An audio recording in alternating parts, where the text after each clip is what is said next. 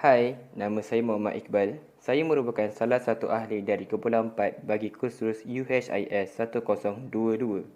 Hari ini saya akan membentangkan kajian bertajuk penggunaan gadget dalam kehidupan seharian bersama ahli kumpulan saya. Gadget berasal daripada perkataan Inggeris iaitu gadget yang membawa maksud alat elektronik kecil yang mempunyai fungsi khusus. Dalam istilah yang lebih mudah, gadget merupakan satu alat elektronik yang sentiasa memiliki pembaharuan yang membuatkan kehidupan seseorang menjadi lebih praktis.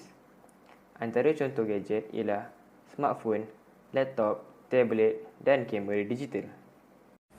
Punca-punca manusia menggunakan gadget dalam kehidupan harian adalah kerana gadget pada masa ini dapat memberi pelbagai manfaat kepada kami dan lama-kelamaan sebahagian yang besar dalam kehidupan kita akan terkandung pada gadget.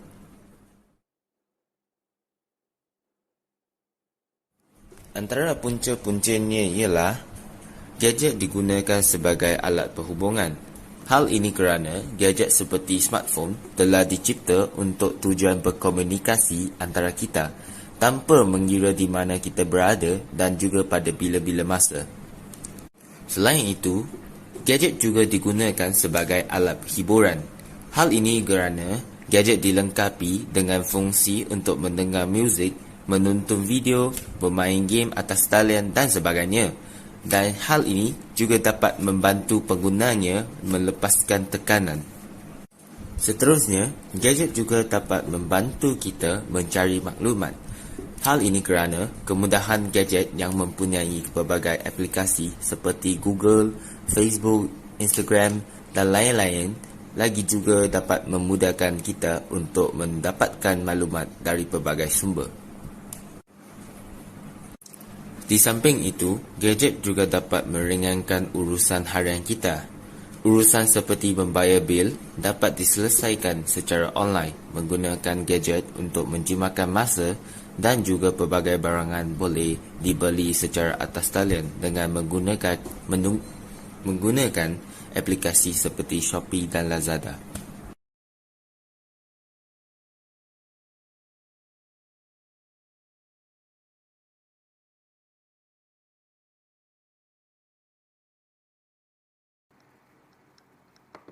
Perbincangan isu utama yang dikaitkan dengan falsafah pendidikan kebangsaan dan falsafah hukum negara. Menurut falsafah, gadget merupakan suatu teknologi alat peranti yang diciptakan untuk membantu memudahkan tugasan dengan melakukan pencarian maklumat. Namun, penggunaan tanpa kawalan boleh memberikan kesan terhadap kesihatan minda serta boleh mengakibatkan ketagihan. Seterusnya, jika dilihat dari sudut falsafah pendidikan kebangsaan, penggunaan gadget dengan betul dapat melahirkan insan yang berilmu pengetahuan kerana semua maklumat boleh dicari melalui akses daripada internet. Bukan itu sahaja, ia juga boleh memberikan sumbangan terhadap kemajuan negara dengan menguasai kemahiran sains dan teknologi serta mampu memperkembangkan potensi individu dalam bidang teknologi maklumat. Akhir sekali, penggunaan gadget juga boleh dikaitkan dengan 5 prinsip hukum negara. Yang pertama, mengikut konteks kepercayaan kepada Tuhan, penggunaan gadget dapat membantu mendapatkan kesahihan sesuatu sumber agama. Namun, kecanggihan teknologi juga boleh menyebabkan penyebaran anasa jahat yang boleh mencalarkan imej agama. Kedua, sebagai rakyat yang menghayati prinsip rukun negara, setiap pengguna gadget hendaklah patuh dan taat setia kepada raja dan pemerintah, di mana pengguna haruslah menjaga imej dengan sentiasa berhemah ketika menggunakan gadget agar tidak berlakunya penyebaran fitnah terhadap negara. Yang ketiga, keluhuran perlembagaan. Pengguna hendaklah mematuhi dan mempertahankan keluhuran perlembagaan Malaysia dengan tidak membangkitkan isu sentimental yang boleh membawa kepada perbalahan di antara pengguna gadget. Yang keempat, kedaulatan undang-undang di mana pengguna dinasihatkan agar sentiasa menjaga etika semasa menggunakan gadget agar tidak melanggar undang-undang cyber. Dan yang terakhir, pengguna hendaklah sentiasa menjaga imej yang sopan serta perlu menghormati antara satu sama lain ketika melayari internet supaya keharmonian alam maya boleh diwujudkan seperti mana yang ditegaskan dalam prinsip kesopanan dan kesusilaan. Seterusnya, pandangan terhadap aliran pemikiran utama dalam pelbagai aliran falsafah mengenai isu yang dibincangkan. Dalam pandangan Islam, penggunaan gadget merupakan salah satu nikmat kurniaan Allah. kerana kita memperoleh banyak manfaat daripadanya, seperti kita dapat berhubung dengan keluarga atau kenalan yang jauh dengan begitu mudah. Oleh itu, kita perlu menggunakannya dengan tujuan yang baik dan Islam melarang perbuatan terkutuk dalam penggunaan gadget. Islam melarang penggunaan kata-kata atau tulisan yang kasar dan mampu membawa kepada fitnah dan pergaduhan. Pandangan ahli sains. Ahli sains berpendapat penggunaan gadget mempunyai tempat dalam sistem pendidikan, tetapi ia bukannya pengganti kepada ilmu pengetahuan. Hal ini kerana dengan penggunaan gadget yang mempunyai internet, ia mampu mengurangkan pentingnya mengingati fakta. Dalam kata-kata Prof. Dan Willingham dari University of Virginia, ingatan adalah sisa pemikiran. Isu ketagihan banyak berlaku akibat ibu bapa yang memperkenalkan gadget kepada anak-anak sejak kecil lagi, supaya anak tidak mengganggu mereka semasa menjalankan tugasan.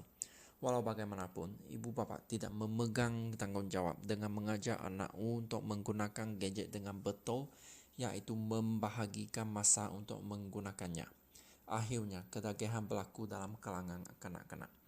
Gejala ketagihan termasuklah menggunakan gadget dalam jangka masa yang lama tanpa kawalan, emosi yang tidak stabil, tidur yang tidak mencukupi, dan juga malas dalam menjalankan aktiviti seharian. Seterusnya kita beralih kepada kesan ketagihan, iaitu kesan ketagihan perkembangan fizikal dan perkembangan emosi dan sosial. Bagi perkembangan fizikal, aktiviti fizikal menjadi terhad oleh kerana penggunaan gadget yang berlebihan.